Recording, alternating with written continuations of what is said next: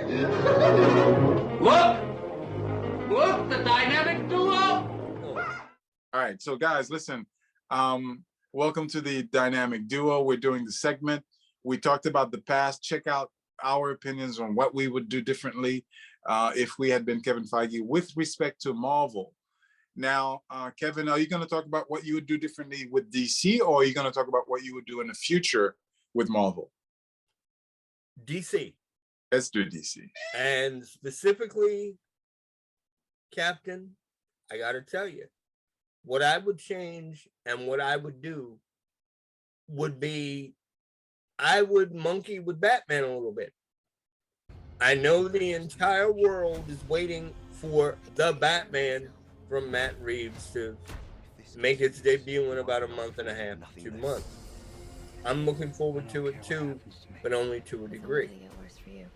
My problem with this movie is that although it is supposed to be based on the end of Batman year 1 going into year 2, to me it's just another origin story. We've seen this.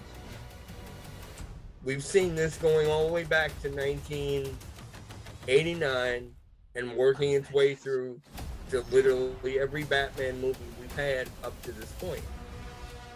With the exception of, with each film, it's been cut back in small ways, but almost all of those movies have been origin stories all over again.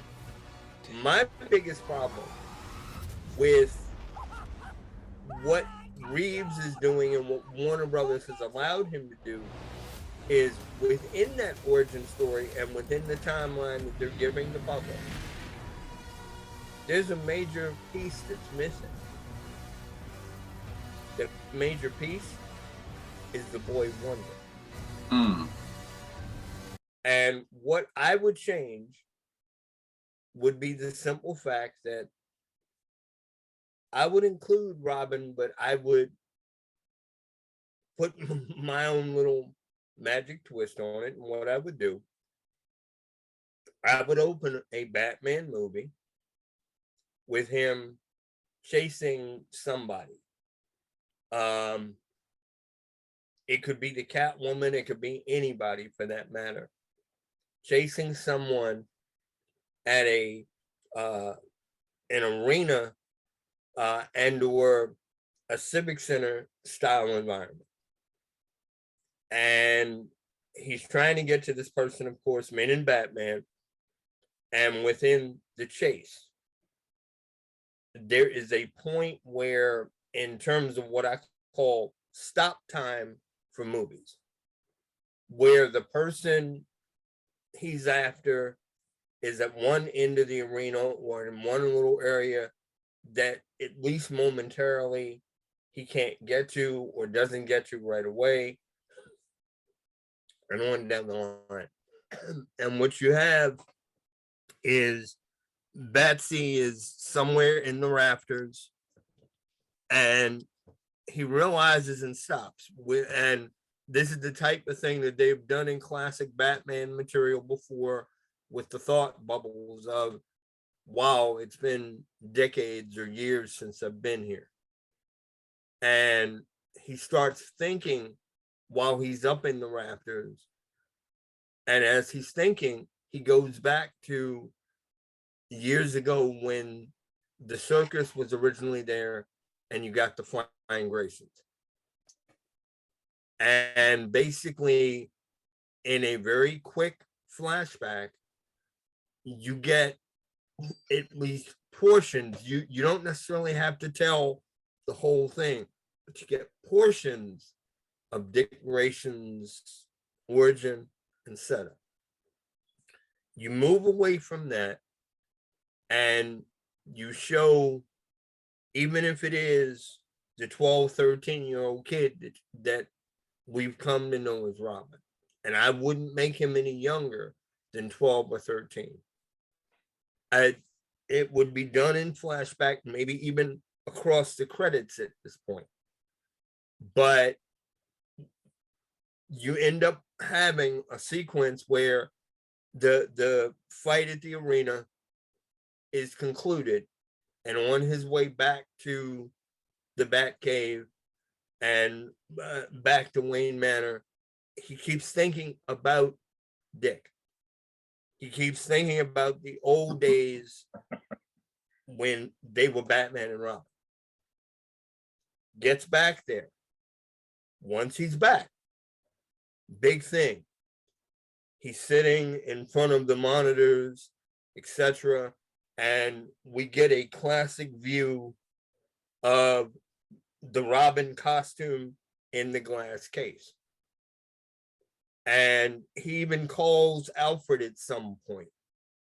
And they start reminiscing between the two of them. And whatever is taking place, again, it throws him back to the younger years. By now, Dick is, say, between, I would say, 16 or 17, maybe the later half of 15. You get Robin again. You see snippets of he and Robin together. Something happens. I haven't quite worked that out in my brain yet. Something happens to where a criminal that Dick / Nightwing has dealt with in Bloodhaven has made his or her way to Gotham. And within these flashback sequences, Dick contacts Bruce and basically says, I need your help. For whatever reason, and whoever the villain happens to be, whether it's a fresh villain or whether it's a classic villain, it really doesn't matter. It's just somebody that has given Nightwing a problem, and the two of them are forced back together again. And within the space of being forced back together again because he needs his help, you get these flashback snippets of the dynamic duo together.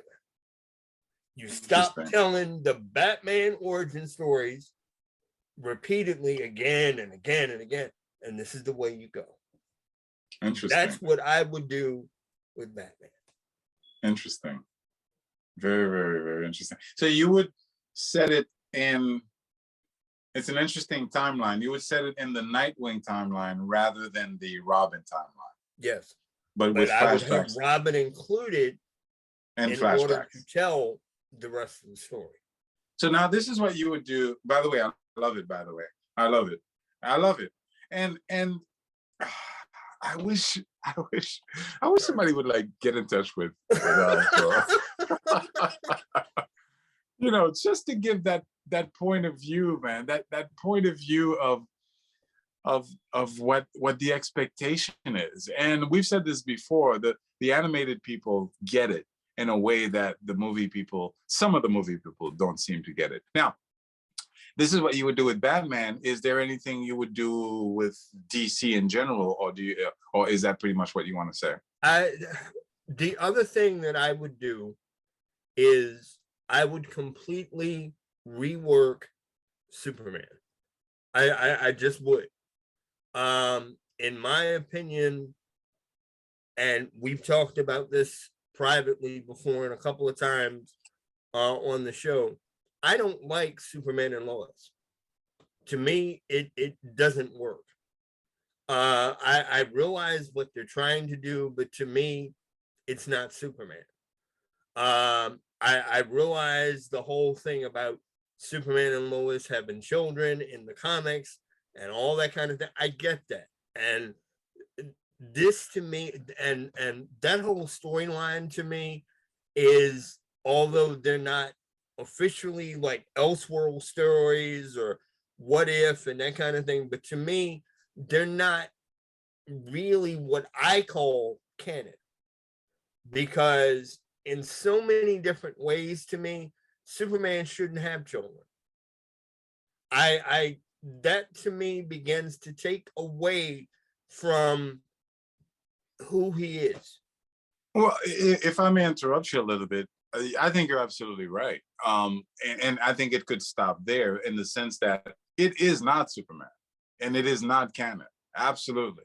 100%. Like there's no if, ends, or buts about it. This is not the Superman. And this is the confusion that this multiverse nonsense is created. And we have to remember that the multiverse concept was a problem and they're recreating a problem. But you're having several different versions of Superman.